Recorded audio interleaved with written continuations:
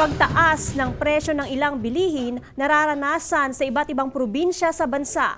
Ang detalye sa report ni Jasmine Gabriel Galban ng GMA Regional TV, 1 North Central Luzon.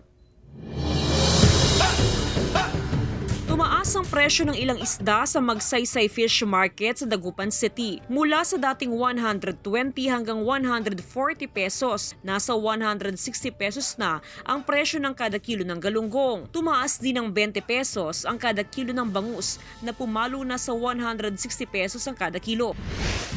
Tumaas din ang presyo ng gulay sa Isabela. Doble ang itinaas sa presyo ng native at highland vegetables. Ganon din ang mga pampalasa. Pumalo sa 180 hanggang 220 pesos ang kada kilo ng sibuyas sa Mangaldan Public Market. Posible pa raw na tataas ang presyo dahil sa kakulangan ng supply.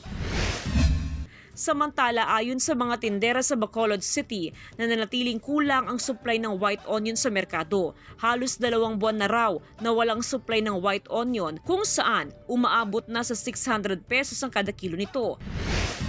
Nasa 38 pesos ang presyo ng pinakamurang bigas sa ilang pamilihan sa Dagupan City. Inaangkat pa ng mga rice trader ang supply ng bigas sa Isabela, Nueva Ecija, Cagayan at ilan pang lalawigan. Pero ayon sa Samahang Industriya ng Agrikultura, posibleng tumaas ng hanggang 2 piso ang kada kilo ng bigas sa merkado. Marami kasing mga pananim na palay ang pinadapa at sinira ng bagyong Karding.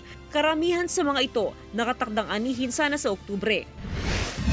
Stable naman ang supply at presyo ng karne sa Libertad Public Market sa Bacolod City, na nanatili sa 280 hanggang 290 pesos ang kada kilo ng karne ng baboy, 320 ang kada kilo ng karne ng baka, habang 138 hanggang 150 pesos ang kada kilo ng karne ng manok.